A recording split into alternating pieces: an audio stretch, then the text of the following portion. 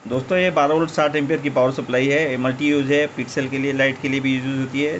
Decoration light में ज़्यादा करके पिक्सल लाइट के लिए यूज़ करते हैं। इस पर बहुत से जो एलईडीज़ के बेल्ट से लगाते हैं, इसके ऊपर डेकोरेशन में यूज़ करते हैं। तो इसमें ये पार्ट्स जो एक लगा होता है, इसके बारे में मैंने छोटे वीडियो बहुत से डाले हैं, लेकिन किसी ने बोला है कि इसके डिटेल वीडियो डालिए। ये किस लिए रहता है, हम इसको निकाल भी देते हैं तो कोई फ़र्क नहीं पड़ता है, तो ये क्यों लगता क्यों है, तो इसके बारे में मैंने बहुत से छोटे छोटे शॉर्ट्स डाले हैं। ये डिटेल वीडियो में डाल रहा हूँ। तो आप मेरे चैनल को सब्सक्राइब कीजिए, लाइक कीजिए। आपको डेकोरेशन संबंधित सभी ही पावर सप्लाई, डेकोरेशन लाइट्स या नए आने वाले लेज़र लाइट्स वगैरह के बारे में जानकारी देंगे। शार्पी की लाइट्स, पावर सप्लाई वगैरह के बारे में भी देंगे। और ये चीज़ क्या है, अब इसके बारे में बात करते हैं। तो दोस्तों ये हीट सिंक लगा हुआ है, ये अटैच रहता है। ये जो मॉसफेट या ट्रांजिस्टर यहाँ लगते हैं इसके हीट सिंक से।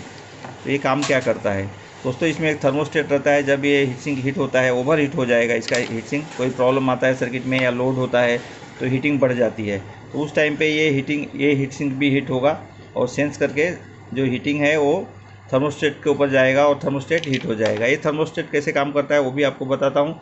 ये आईसी के एक पिन पर लगा है और एक ग्राउंड पे लगा है।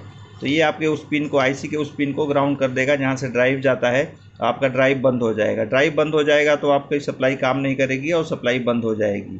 तो इस तरह से यूज़ किया है। इसको और दूसरे तरीके से भी यूज़ करते हैं। कभी कभी फ़ैन की स्विचिंग के लिए यूज़ करते हैं। फ़ैन के स्विचिंग के लिए कैसे यूज़ करते हैं, तो इसको सप्लाई पे कनेक्ट कर देते हैं और एक टर्मिनल इसका फ़ैन पे जाता है। या कभी कभी ट्रांजिस्टर वगैरह का सर्किट बना के, आईसी का सर्किट बना के भी यूज़ होता है।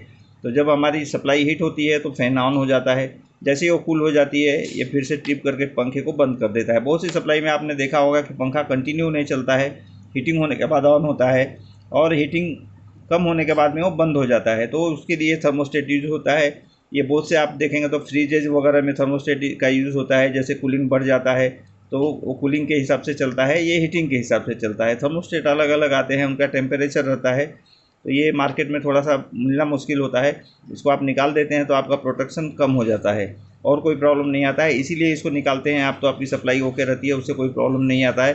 तो आपको लगता है कि ये सामान यूजलेस है। ये यूजलेस पार्ट नहीं है, बहुत ही यूजफुल पार्ट है। सप्लाई में ओवरलोड वगैरह कुछ भी प्रॉब्लम होता है, प्रोटेक्शन के लिए यूज किया हुआ है। तो इसको आप निकाले नहीं, इसको लगा रन दे और बहुत कम ख़राब होता है, रेयर ख़राब होता है।